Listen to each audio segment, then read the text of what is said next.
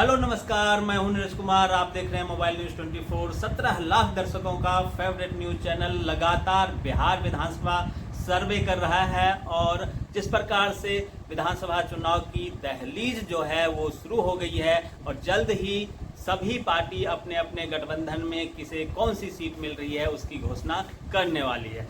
पता चला है कि सिमरी बख्तियारपुर विधानसभा सीट जो पहले यहाँ पे वीआईपी गठबंधन को था, वो क्योंकि इस बार एनडीए के गठबंधन में नहीं है, महागठबंधन में है, इसलिए इस बार सिमरी बख्तियारपुर सीट जो है वो एलजेपी को मिल सकता है। और एलजेपी से पिछले बार के उम्मीदवार हमारे साथ संजय सिंह जी हैं, इनसे जानेंगे सिमरी बख्तियारपुर का क्या समीकरण बन रहा है, क्योंकि यहाँ से लोकसभा के जो सांसद हैं वो भी एलजेपी के ही राजेश वर्मा जी हैं।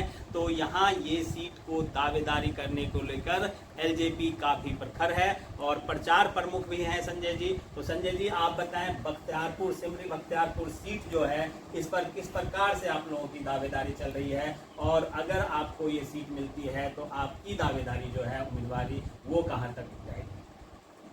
आपको बहुत बहुत धन्यवाद और आपके दर्शक को भी बहुत धन्यवाद। जहाँ तक सिमरी बख्तियारपुर की दावेदारी का सवाल है, तो लोजपा यहाँ पहले भी लड़ी है, 2015 में भी यहाँ लोजपा लड़ी है और दूसरे स्थान पे रही थी।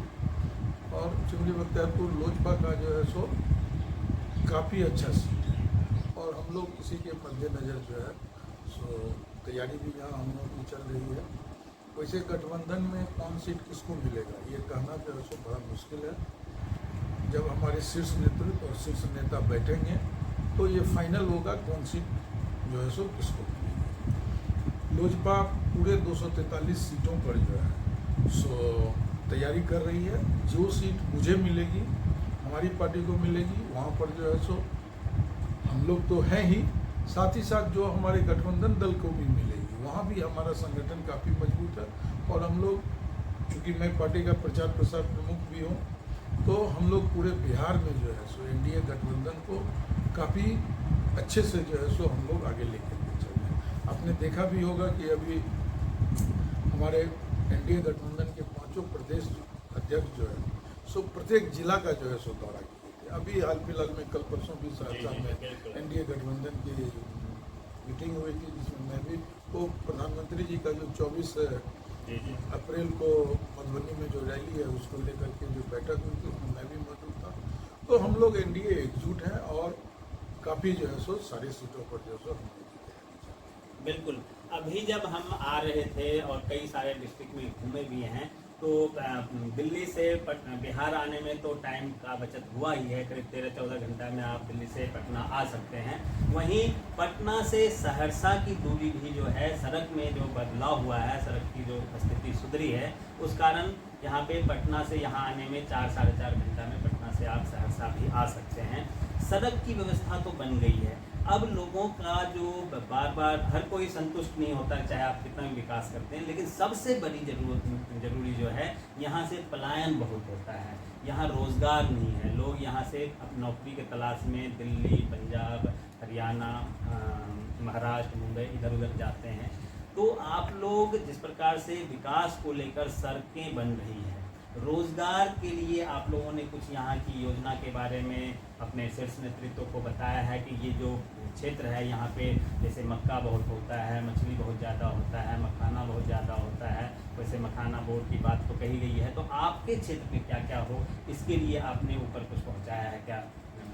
देखिए, सबसे पहले मैं बता दूँ कि हमारी पार्टी का जो हमारे राष्ट्रीय अध्यक्ष आदरणीय चिराग पासवान जी का बिहार फर्स्ट और बिहारी फर्स्ट जब उस पूरे डॉक्यूमेंट को पढ़ेंगे तो अभी आपने जितनी बातें कही वो सारे का जवाब जो है सो उससे आपको मिलेगा। इसमें शिक्षा के बारे में, स्वास्थ्य के बारे में और मुख्यतः पलायन और उद्योगीकरण के बारे में, और उसमें भी लघु उद्योग के बारे में, छोटे छोटे उद्योग जो रीजनल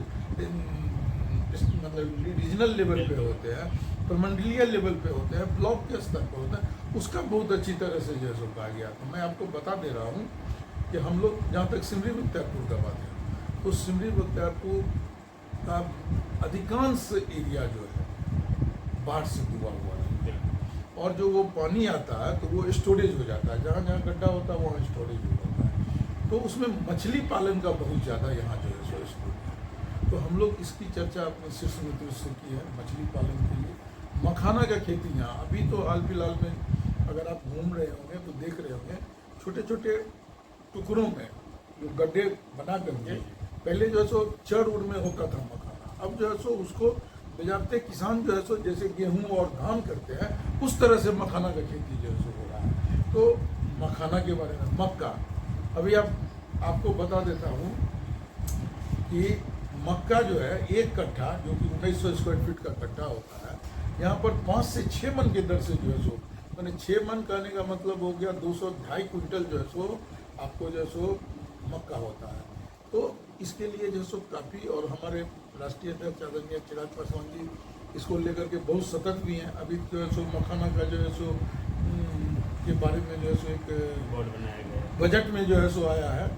और हम लोग छोटे छोटे उद्योग, मखाना उद्योग, मक्का का जो है सो, और हमारे राष्ट्रीय अध्यक्ष का जो सहयोग से जो मिनिस्टर हैं वो खाद्य प्रसंस्करण जी हैं, तो ये सारी चीज़ों को लेकर के हम लोग की विस्तृत चर्चा होती है। और जब हमारे एरिया में छोटे छोटे उद्योग धंधे लगेंगे, पलायन खुद ब खुद हो जाएगा, पलायन नहीं होगा। हम मुंह से कहने से पलायन नहीं रुकेगा, हमको उस पर काम करना पड़ेगा, हमको उद्योग लगाना पड़ेगा, और जब हम उद्योग लगाएंगे तो पलायन जो है तो रोजगार। बिल्कुल, किसी भी क्षेत्र के विकास के लिए सबसे ज़्यादा जरूरी होता है कनेक्टिविटी। कनेक्टिविटी के लिए सड़कें बन गई है लगभग, बिजली की भी स्थिति